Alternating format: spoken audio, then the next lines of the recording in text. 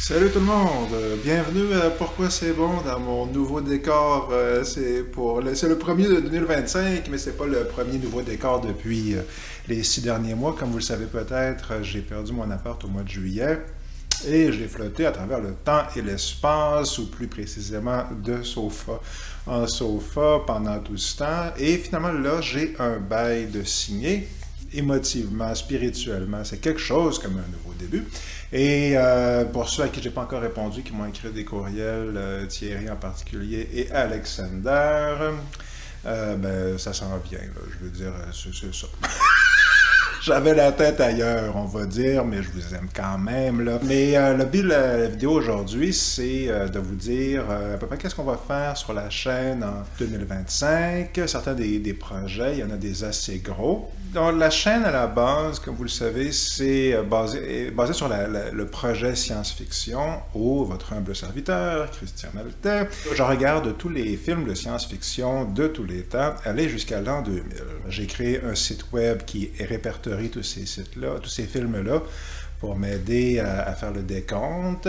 Et présentement, vu que j'ai pas Internet, eh bien, je peux pas aller voir combien il m'en reste à regarder, mais c'est quelque chose comme 2-3 000. Mon intention pour 2025, c'est de mettre une vidéo en ligne par semaine, une critique de film par semaine.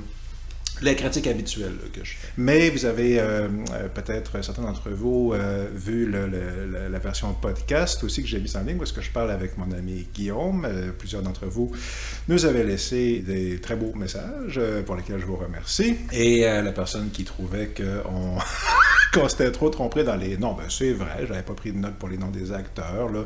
J'essaierai d'en prendre quelques-uns en note la prochaine fois, mais ce qui est certain, c'est que j'ai bon espoir d'en refaire un, qu'il y a donc une prochaine fois. Le projet pour l'instant, c'est un film par semaine, un podcast une fois par mois, puis aussi en ce qui concerne la partie philosophique, ben je vais en venir directement à mon gros projet, parce qu'évidemment, j'ai encore mes projets d'écriture, trame narrative, le fameux recueil d'essais, j'espère le faire en 2025, il faudrait vraiment.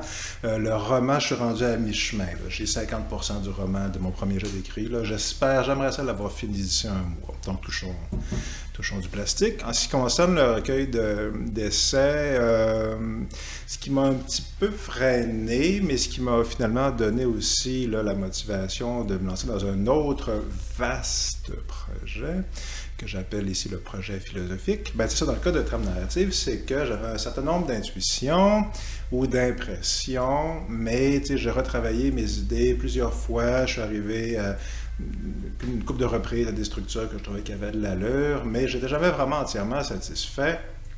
Puis ce qui est arrivé en même temps de ça, c'est que il m'est arrivé à quelques reprises quand même là, de repenser à mes réflexions que j'avais pendant la vidéo, qui sont très importantes pour moi. Là. Ça, c'est une grosse partie de la raison pour laquelle je fais ces vidéos aussi. C'est pour mon processus de réflexion. Mais à un certain moment donné, j'en suis venu à la conclusion que mes réflexions n'allaient pas assez loin. Puis par pas assez loin, je veux dire que je ne savais pas assez de quoi je parlais. Et donc, j'ai décidé que finalement, j'allais remédier à cette fâcheuse situation. En gros, ça donne ce que j'appelle, ce qu'on va appeler ici le projet philo, ou projet philosophique. Puis, ce que c'est en gros, c'est un programme de lecture sur 4 ans. 4 ans. J'avais essayé... J'ai essayé de le mettre plus court que ça, mais c'est pas possible. Là. C'est pas possible de... Donc, puis l'objectif, je ferai une vidéo à part parce que je vais rentrer vraiment dans le détail du projet philo, là, mais qui va être l'autre grand projet de la chaîne ici. Mais le principe de base, c'est qu'on part à partir de l'Antiquité, donc les présocratiques, les Grecs, les Romains, etc. Puis on se rend pour le premier bloc, donc de 4 ans, là, pour notre principal bloc, le projet philo en tant que tel, phase 1, on va l'appeler. Ben, ça nous mène à la lecture d'une part de Marx, du Capital en particulier, et d'autre part à Être et temps de Heidegger.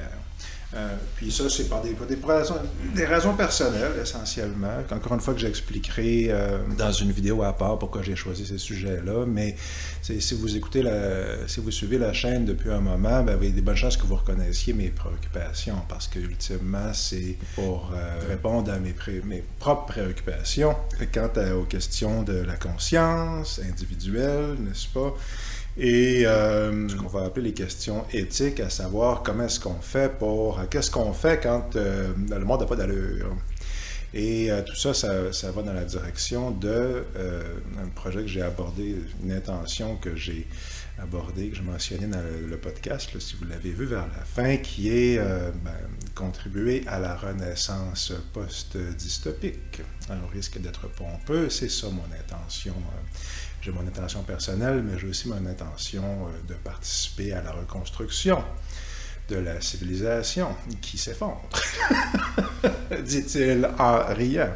À quel point elle va s'effondrer, je ne sais pas, ça va dépendre si, est-ce que ça va être... est-ce qu'il y aura encore des épiceries avec la nourriture dedans? Est-ce qu'il y aura encore de la monnaie? C'est ça, c'est ce genre de niveau-là. Présentement, peut-être qu'on peut s'épargner là, le moment où la monnaie ne vaut plus rien, mais j'en doute honnêtement. Je pense qu'on est vraiment en période d'effondrement catastrophique collectif. Je pense que ça se perçoit à plusieurs niveaux. Et plutôt que me décourager, j'ai choisi de me concentrer sur la reconstruction, sur la renaissance. C'est donc... c'est ça, le projet auquel je vous invite de participer. Je continue évidemment les trucs de science-fiction, puis je vais essayer de jumeler la science-fiction à la philosophie. Là. Par exemple, dans le cas d'Aristote, qui est le premier grand objectif que je me suis fixé là, pour cette année. Puis Aristote, c'est le fameux A dans le monde du A de Van Vogt. Là. Tout le principe du monde du A, c'est un génie, là, ça fait longtemps que je l'ai lu, mais un génie du futur a découvert une nouvelle manière de concevoir le monde, une manière non aristotélicienne, donc en réaction à Aristote, et ça lui donne des super pouvoirs, essentiellement.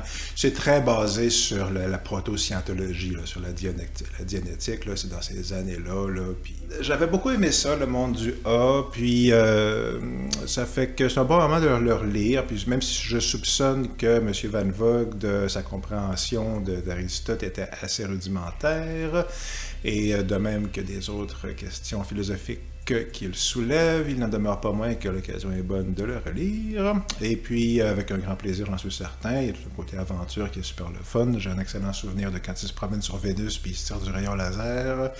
La fin est cool aussi. Ça fait que, bref, c'est un bon exemple quand il sera possible de faire des lectures en parallèle comme ça, d'inclure des éléments peut-être de Philippe K. Dick à l'occasion, c'est possible. Vous verrez bien. Encore une fois, quand ça sera possible, je ferai des vidéos en lien avec la science-fiction et la philo sur la chaîne ici. J'aimerais ça en faire au moins une par mois. J'ai aussi l'intention de faire des streams, pas sur YouTube. Ça, c'est une autre affaire, je vous en parlerai, là. Mais que je veux quand même les publier sur YouTube après. L'intention, c'est de faire des analyses plus poussées, là, où est-ce que j'en suis rendu dans la lecture des textes philosophiques. Mais je vais faire sur la chaîne ici mes comptes rendus de lecture que j'ai fait un peu comme que j'ai fait pour Zizek, là, par exemple. Beaucoup de gens ont aimé ça. Puis moi aussi, j'ai beaucoup aimé ça le faire. J'ai trouvé ça intéressant, puis ça m'aide dans mon propre travail. Donc l'idée, là, je suis en train de finir la lecture des premiers dialogues de Platon chez Garnier, là, Flammarion.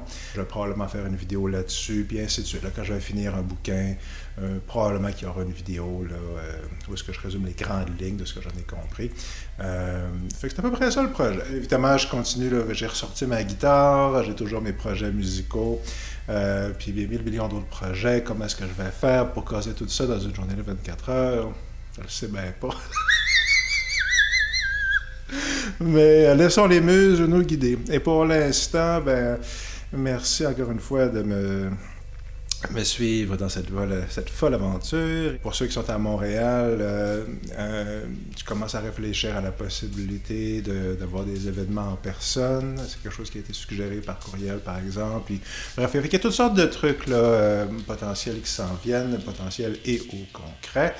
Mais en ce qui concerne la vidéo d'aujourd'hui, je vais arrêter ça là, mettre fin à mon radotage. Et mes remerciements, quant à eux, sont sans fin. Et voilà, je vous remercie vraiment beaucoup d'être là.